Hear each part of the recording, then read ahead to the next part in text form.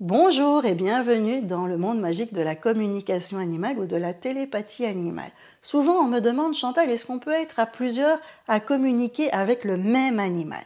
On va y répondre tout de suite, mais en attendant, n'hésitez pas à cliquer sur le lien en description de la vidéo pour avoir une masterclass gratuite, à cliquer sur le pouce et à vous abonner si vous avez envie d'être tenu au courant de la sortie des prochaines vidéos. Alors, est-ce qu'on peut être à plusieurs à communiquer sur le même animal? Je vais vous expliquer comment je fonctionnais quand je donnais des formations de télépathie animale en présentiel. J'accueillais ici, dans cet espace-ci, une dizaine de stagiaires, pas plus que 10, parce que j'aime bien pouvoir être présente pour tout un chacun. Et là, qu'est-ce qui se passait? Chacun, après avoir reçu la théorie, les personnes s'entraînaient avec mes animaux. Mais j'avais à l'avance demandé à mes animaux qui voulait être animal professeur du jour. Et donc, il y en a qui disaient non, pas moi, d'autres oui, je veux bien, etc. Et je leur expliquais qu'il y avait 10 personnes qui allaient entrer en connexion avec eux et donc, je leur demandais si c'était OK pour eux. Donc, ils étaient prévenus à l'avance.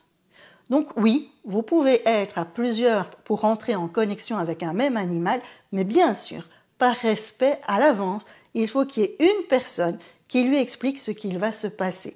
Vous imaginez, vous êtes dans la rue et il y a 10 personnes qui viennent vous poser la même question ou 10 personnes qui viennent à vous comme ça, vous seriez totalement surpris. C'est la même chose en télépathie animale. Toujours mettre en avant le bien-être d'un animal, toujours bien mettre en avant le respect de l'animal. L'animal, lui, il va savoir gérer les personnes qui vont venir le voir parce que c'est de l'énergétique.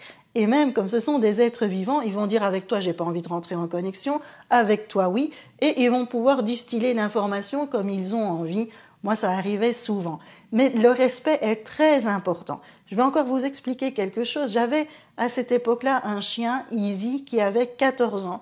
Donc, il avait un certain âge. Et il m'avait dit, moi, Chantal, je ne veux plus être animal professeur. Mais il était près de nous. Donc, j'avais dit à mes stagiaires, voilà, regardez, Easy, il a 14 ans, il ne veut plus être animal professeur. Donc, s'il vous plaît, je vous demande de ne pas rentrer en connexion avec lui. Vous savez ce qui s'est passé? Eh bien, une de mes stagiaires a essayé.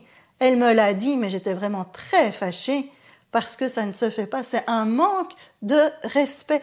On n'est pas là pour prouver qu'on est capable. On est là pour apporter un mieux-être à l'animal. On est là pour comprendre l'animal, pas pour que l'humain soit heureux de rentrer en connexion. Il faut que cette connexion, elle apporte quelque chose à l'animal. Si vous êtes 10 à rentrer en connexion avec un animal pour vous entraîner, demandez l'accord à l'animal, demandez s'il est d'accord d'être professeur. Tous les animaux ne sont pas professeurs, tous les animaux n'ont pas envie de ça. C'est la moindre des choses. On demande toujours l'accord. Es-tu OK si 10 personnes rentrent en connexion avec toi? Si pas, eh bien OK, on respecte. Si vous ne le respectez pas, là c'est vraiment très grave. Vous imaginez quelqu'un vous dit non et vous dites c'est pas grave, moi je le fais quand même parce que j'ai envie. Non, on n'est pas là-dedans. Tout peut être fait à partir du moment où il y a le bien-être de l'animal et le respect de l'animal.